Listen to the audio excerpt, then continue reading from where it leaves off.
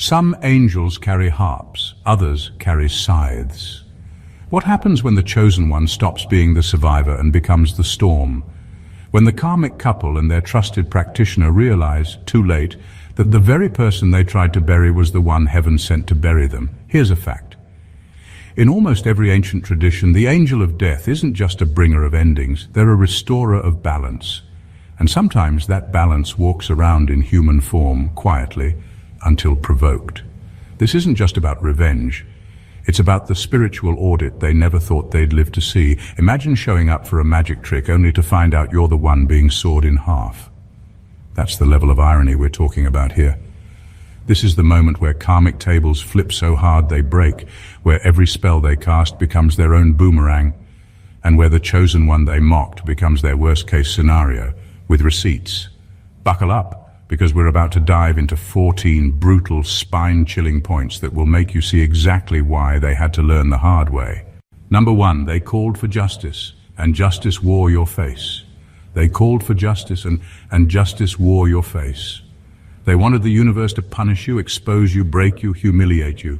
They lit candles, chanted prayers, and begged whatever forces they believed in to deal with you. They convinced themselves that you were the villain, that their hands were clean, that they were righteous victims. But when you're the one who has been chosen, the universe doesn't listen to their words. It listens to their actions. It saw what they did behind closed doors, the lies they spread, the energy they sent your way, the traps they laid. And instead of delivering you to them, the universe delivered them to you. This is where everything turned on its head. They expected to watch you crawl, but instead they found themselves crawling to explain why their lives were suddenly unraveling. The very energy they raised to destroy you circled back and stood in front of them, wearing your face, speaking through your presence, carrying the weight of divine timing. It wasn't just coincidence, it wasn't luck. It was the kind of poetic justice that makes even the strongest skeptic pause. What shook them wasn't just that you survived, it was that you became the answer to their prayer, just not in the way they expected. They wanted justice, and justice arrived, but it wasn't on their side, it was you, and that's the part that broke them. They had been painting you as the problem for so long that when life started responding, they were forced to face the truth. They had been fighting the wrong enemy the entire time. Justice wearing your face means you didn't have to lift a finger to retaliate. You didn't need revenge. Your elevation, your peace, your breakthroughs became the sentence they couldn't appeal. Every time they saw you stand taller, they felt the ground under them shake. Every time you won, their losses grew heavier. This was the moment they realized the scales had tipped, that the tables they were so comfortable dining at were being flipped, and there was nothing they could do to stop it. They called for justice, and got it. They just didn't expect justice to look like you. Number 2, their rituals woke up the wrong spirit. Their rituals woke up the wrong spirit. They thought they were in control, thought they had the upper hand, thought they could manipulate energy like a puppet master pulling invisible strings. They gathered their candles, their powders, their chants, and they focused every ounce of intent on you. In their mind, it was just another job, another working, another way to get what they wanted by bending unseen forces to their will. But there's a dangerous arrogance in assuming that power only moves one way. Energy has a memory and it has a direction, and sometimes it doesn't just obey the summoner. Sometimes it responds to the one it was aimed at. When they targeted you, they didn't account for who you really are. They didn't consider that you are not just another random person, that you carry a destiny that cannot be intercepted by their rituals. What they stirred was not a weak spirit, not a passive energy. They poked something ancient, something bigger than them, something that had been waiting for the right moment to be called into action. Their spell work didn't hit you, it unlocked you. Instead of crushing you, it broke off the last bit of weight holding you down. It sharpened you, woke up your gifts, and activated a part of your spirit that had been quiet until now. That was their biggest mistake. They thought they were summoning your end, but they summoned your beginning. They accidentally invited the side of you that doesn't just defend, it ends entire cycles. And once that part of you woke up, there was no putting it back to sleep. Suddenly, the same rituals they ran to for safety started backfiring. Their own words turned against them. Their own protections cracked. They couldn't understand why everything was collapsing so fast, why their power was slipping, why the things that used to work for them now worked against them. What they failed to see is that you weren't just the target, you were the trigger. By going after you, they called down the very storm they feared most. The spirit they woke wasn't there to harm you, it was there to clear the field, to dismantle their schemes, to make sure their reign of control ended, and ended completely. They woke the wrong spirit, and now they have to live with what they called. Number 3, they met the consequence they thought they could outsmart. They met the consequence they thought they could outsmart. For a long time, they believed they were untouchable, that the rules of cause and effect didn't apply to them. They lied, they schemed, they manipulated, and they did it with confidence because they had never been caught. In their minds, they were clever enough to outrun the results of their actions. They thought karma was slow, that they could keep doing what they were doing and stay 3 steps ahead of whatever might come back their way. But the truth about consequence is that it never forgets. It may wait, it may build, it may stay silent for a while, but it never disappears. When it finally came for them, it didn't knock gently. It didn't give them time to prepare. It showed up in full force, and it showed up through you. The very person they thought they had destroyed became the living proof that their time was up.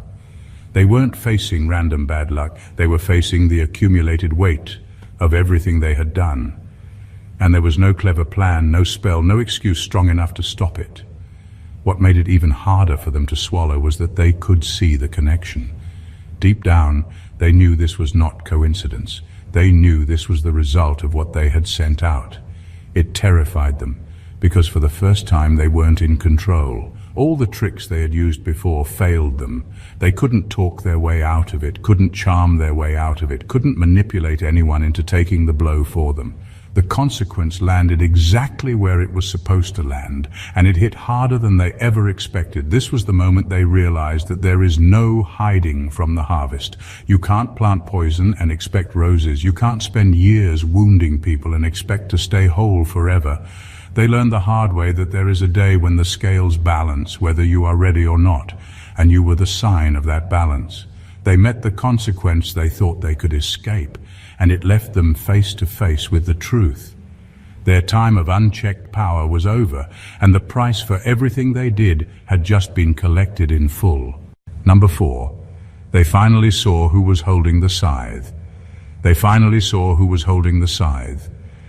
For so long they convinced themselves that their biggest threat was somewhere outside of reach, a distant force, a cosmic figure, some invisible judge they could bribe, outsmart, or delay.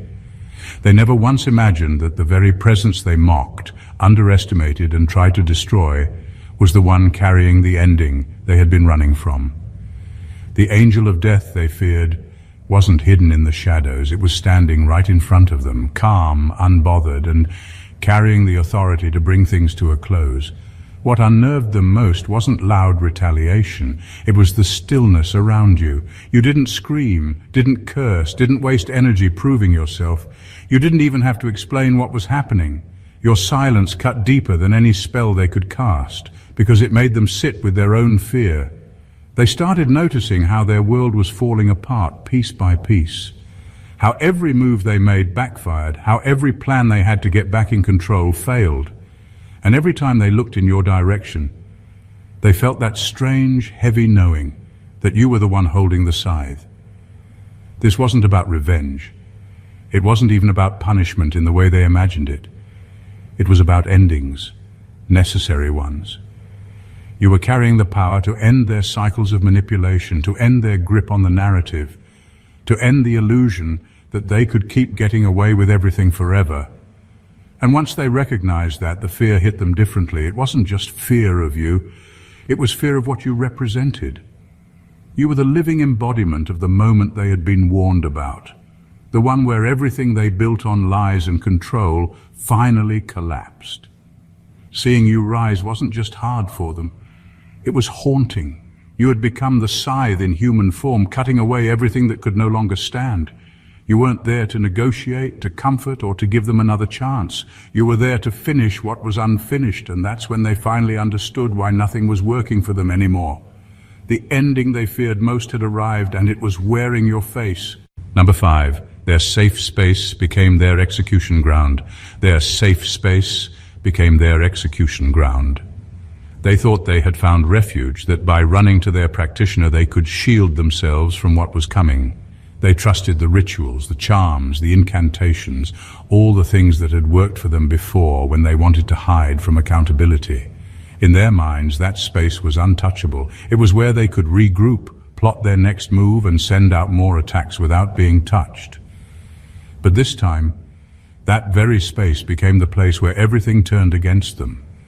The energy they called into that room didn't surround them with protection.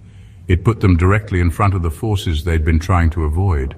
Karma doesn't care how many candles are lit or how much smoke fills the air. If a debt is due, it will find you wherever you're hiding. And it found them right there, in the place they thought was safest. What they believed was a fortress turned into a courtroom, and every word they spoke only testified against them. The practitioner they trusted could no longer stand as a shield. Their tools broke, their power slipped, their words lost weight. The more they tried to fight the energy coming for them, the heavier it became. That space became charged with everything they had done, the betrayals, the lies, the harm. And instead of protecting them, it forced them to face it. They weren't performing rituals anymore. They were witnessing their own reckoning unfold in real time. This was the twist they never expected, that the very hands they ran to for help would be powerless to stop what had already been set in motion. There was no spell strong enough to block the truth, no charm heavy enough to outweigh the years of harm they caused. The ground they thought was holy for them became holy against them. By the time they realized what was happening, it was too late. Their safe space had turned into their execution ground, and the verdict had already been read. They weren't just exposed, they were spiritually cornered, forced to watch as everything they built on false power came crashing down right where they thought they were most protected. Number 6, you became the mirror they couldn't smash. You became the mirror they couldn't smash. Your very existence forced them to confront the things they worked so hard to avoid, the lies they told, the harm they caused, the masks they wore. They didn't hate you just because of who you are. They hated you because looking at you made them see themselves. Every victory you had, every step you took forward, every moment you healed was a reminder of the darkness they refused to face within themselves. They tried to break you the way they break everyone else, through gossip, sabotage, spiritual attacks, manipulation, anything that would silence the reflection you held up to them. But you didn't break, you didn't disappear. You stood, and that was what tore them apart. People like them can deal with enemies who fight back because they can label that as conflict, but they don't know what to do with someone who simply stands tall and keeps rising. Your growth became unbearable to them because it kept showing them what they were not. The weight of that reflection started crushing them from the inside. It's one thing to be called out by words, but it's another thing entirely to be called out by someone's life. You didn't need to argue with them. You didn't need to prove anything. Your existence became the proof. It revealed their insecurities, their jealousy, their guilt, and their refusal to change. And the more they tried to run from it, the more they saw you everywhere, in conversations, in opportunities that reminded them of you, in the way life seemed to reward you for surviving what they put you through. That's when the breaking started. They weren't just angry, they were haunted. The mirror couldn't be smashed, and every time they tried to throw stones at it, it only showed them a clearer picture of themselves. You didn't need revenge because their own reflection became their punishment. You became the reminder that there are some truths you can't bury, some people you can't erase, and some destinies you can't block. And that reality broke them in a way no spell, no punishment, and no confrontation ever could. You were the mirror they couldn't escape, and that's what destroyed them. Number 7, they learned that energy doesn't miss. They learned that energy doesn't miss. For a long time, they thought they could get away with everything they did because they didn't see an immediate consequence. They assumed the silence meant they had won, that the universe was on their side, that they were untouchable. So they kept going, spreading lies, setting traps, sending attacks, stacking up energy against you as if there would never be a day of reckoning. What they didn't know was that every action was being recorded, every intention stored, every word carrying a signature that would eventually find its way back to them. When it came back, it didn't creep in quietly. It hit them hard and all at once. What they sent out didn't just boomerang back, it multiplied. It gathered momentum on the way, picking up speed, becoming heavier, sharper, more precise. By the time it returned, it wasn't just a reflection of what they did. It was the full weight of everything they put into motion. There was no mistake about who it was for. It had their name on it, and no amount of ritual, running or bargaining could redirect it. What shocked them most was the timing. It landed right when they thought they were finally safe, right when they thought they had buried you for good. Your rise, your survival, your success became the signal that the energy had arrived and was delivering its final message. It was poetic, almost surgical, the way it struck. It didn't just touch random parts of their lives. It went straight for the areas they valued most, the ones they used against you, the ones they thought were protected. This was the moment they finally understood that energy doesn't miss its target. You can't hide from it, can't cover it with pretty words, can't trick it into hitting someone else. It knows exactly where to go and exactly when to arrive. And the hardest part for them was realizing that they brought it on themselves. They weren't cursed by someone else. They cursed themselves by what they sent out. They learned the hard way that the universe isn't cruel, it's precise. Every single thing they released into the world came back home, wrapped with their own signature, demanding to be faced. Number 8. They watched their spiritual credit collapse overnight. They watched their spiritual credit collapse overnight. For years they had been living on borrowed energy, moving through life like they would never have to pay the bill. They manipulated, lied, betrayed, and used others as currency to get what they wanted. They built their power on shortcuts, taking without giving, wounding without remorse, confident that there would never be a day where all of it would come due. But spiritual law is not a system that forgets, and every action was a line on the ledger. Every dirty move they made was a charge added to their account. Then came the moment everything shifted. There was no warning, no gradual decline, no soft landing. The balance was called in full, and the payment was immediate.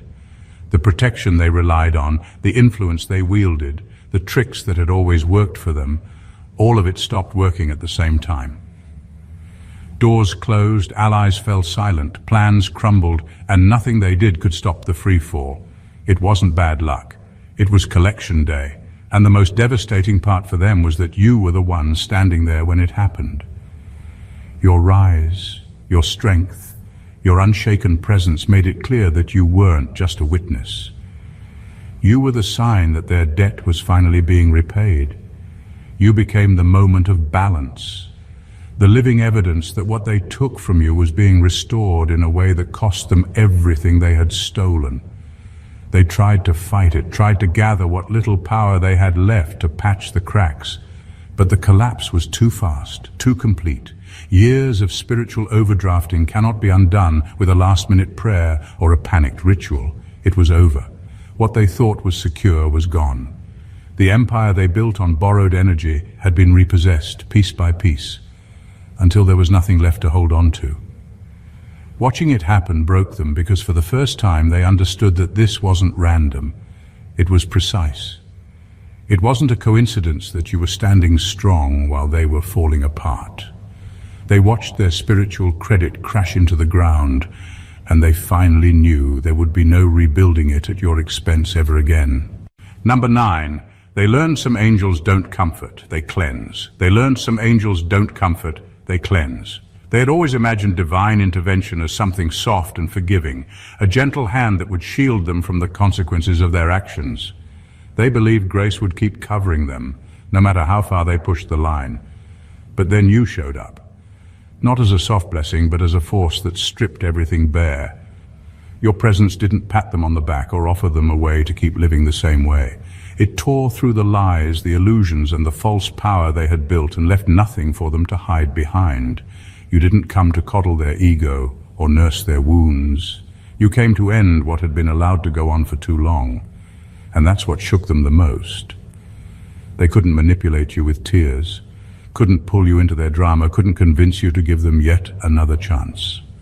They were used to angels that comfort, people who overlook their wrongs and let them get away with starting over without actually changing. But your energy came to purify, not pacify. Everything they had used to keep their illusion intact started falling apart in your presence. The alliances they depended on fractured. The stories they spun about you unraveled. The shadows they hid in were suddenly lit up, and there was nowhere left to run. Your energy didn't just expose them. It dismantled the systems they used to control others. It forced endings they never wanted to face, because those endings took away their power to keep playing the same games. What they feared most wasn't punishment, it was exposure. And that's exactly what your presence delivered. It left them standing in the rubble of everything they thought they had secured, forcing them to face the reality they had been avoiding for years. This is why they could never see you as harmless. You weren't sent to make them feel better about what they'd done. You were sent to cleanse the entire field, to make sure nothing toxic could remain, and that's what made your presence so terrifying to them. You weren't there to make peace with their corruption. You were there to burn it out completely. Number 10. They realized fear wasn't the punishment. It was the warning. They realized fear wasn't the punishment. It was the warning. At first they dismissed the anxiety creeping in, the sudden sleepless nights, the unease in their chest when they thought about you. They brushed it off as paranoia, told themselves they were just overthinking, convinced themselves that they were still in control. But fear is never random. Fear is often the soul's way of whispering, something's coming. It was the alarm going off, telling them that their time was up, that the energy they had unleashed was on its way back, faster than they expected.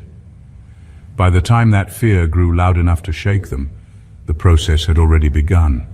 The scales had already tipped, the judgment had already been signed, and their fate was already unfolding. Their fear wasn't punishment.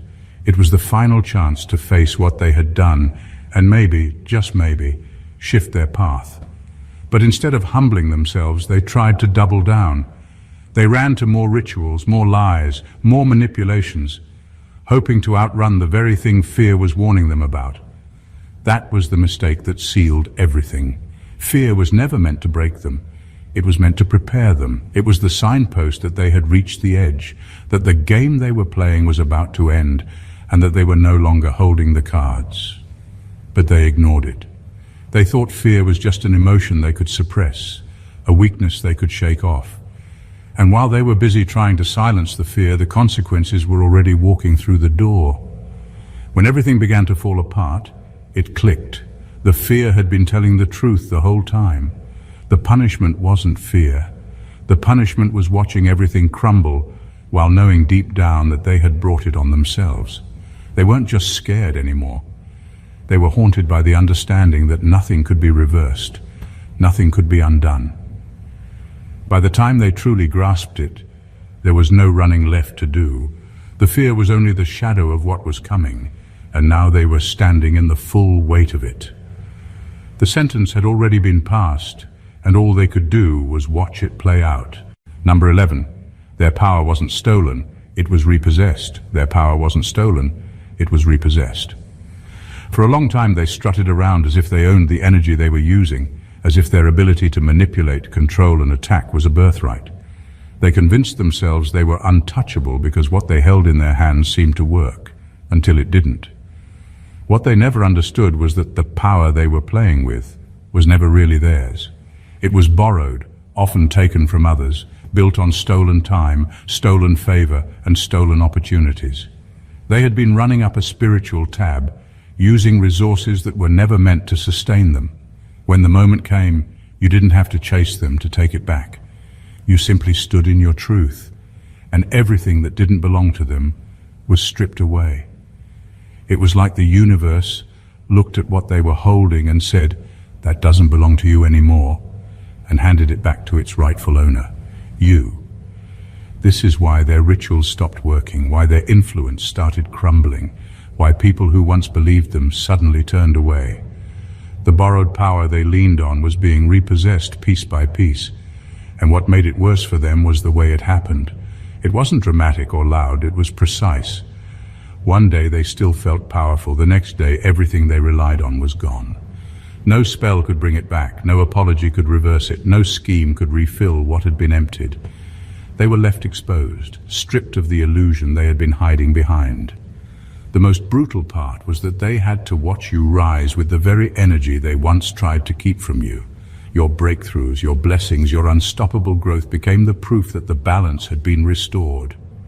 What was once used to harm you now became the fuel that elevated you. They called it loss, but it wasn't. It was justice. Power can't be stolen from someone who is chosen. It can only be delayed. And when it comes back multiplied. What they mistook for defeat was really repossession, and there was nothing they could do to stop it. Number 12. They learned the divine doesn't negotiate with bullies. They learned the divine doesn't negotiate with bullies.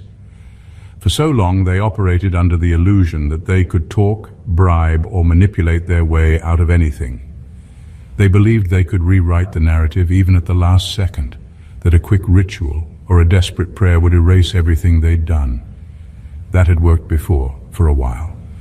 Life had given them chance after chance to change, to turn around, to stop digging a deeper hole, but they kept choosing control over humility, harm over honesty. They mistook patience for permission. When the moment finally came, they tried everything. They begged, they panicked, they performed ritual after ritual, grasping for any loophole they could find. But what was set in motion wasn't theirs to undo anymore. This wasn't personal revenge. This was divine order, and divine order doesn't bargain with those who have already been given every opportunity to do right. The time for negotiation had ended long before the judgment fell.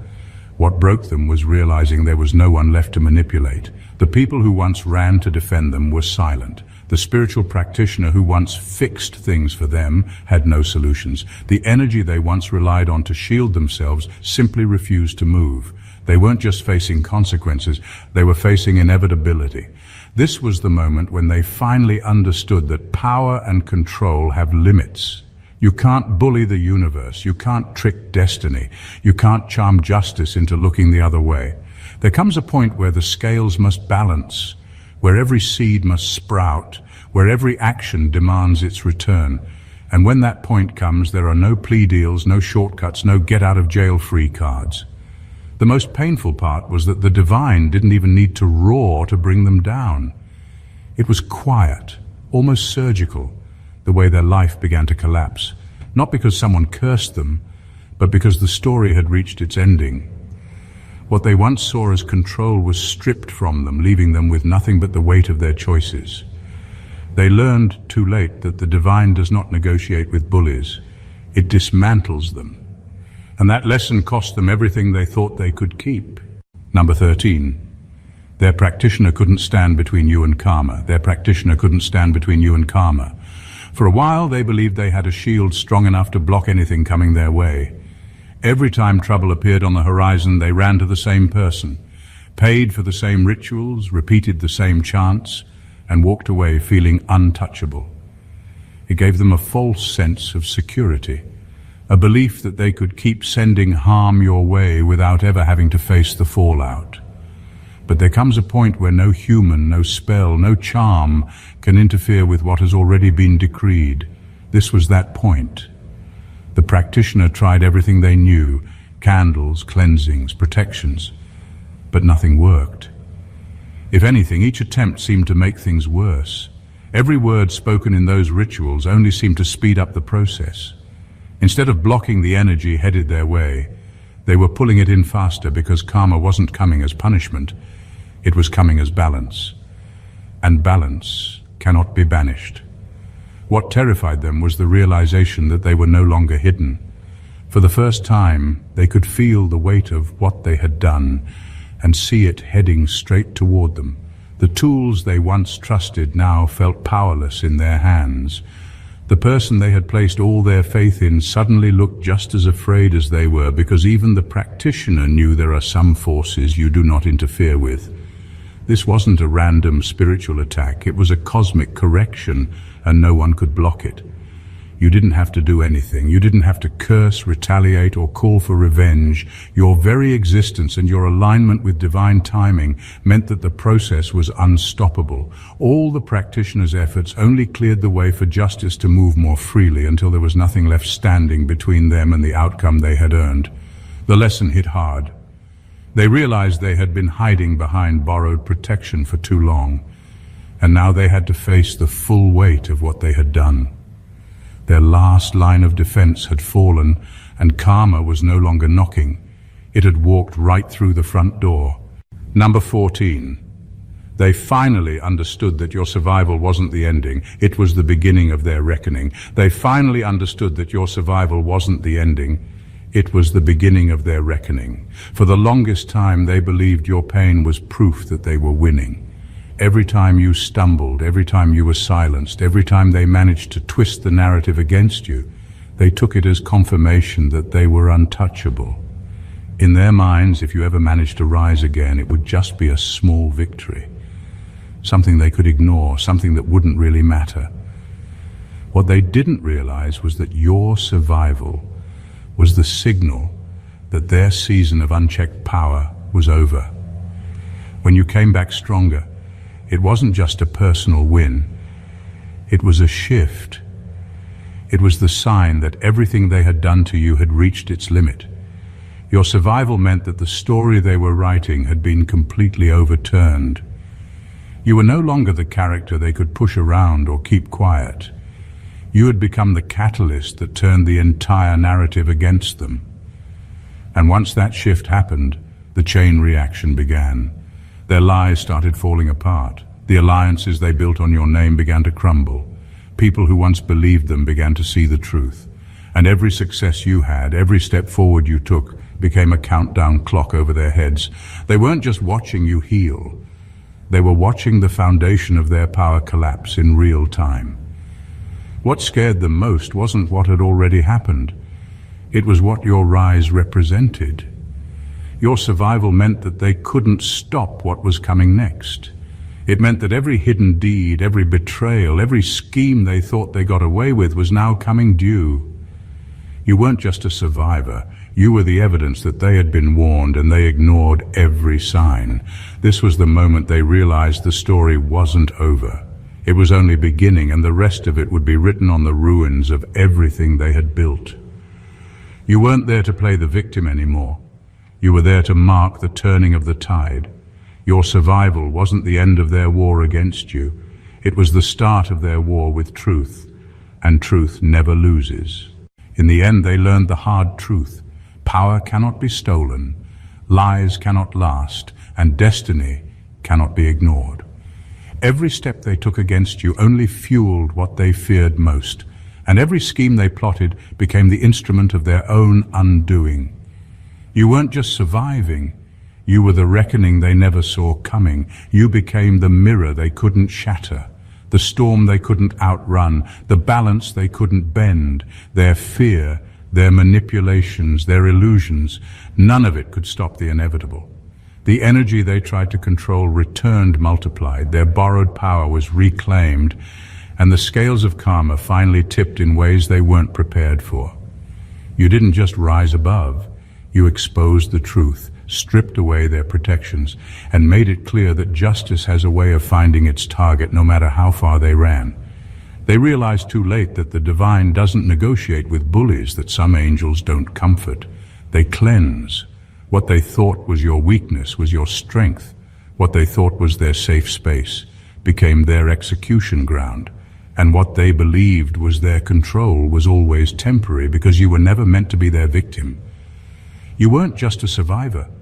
You were the event they were warned about, the force they underestimated, the presence that would bring everything crashing down. Every point, every moment, every subtle shift brought them face to face with the truth.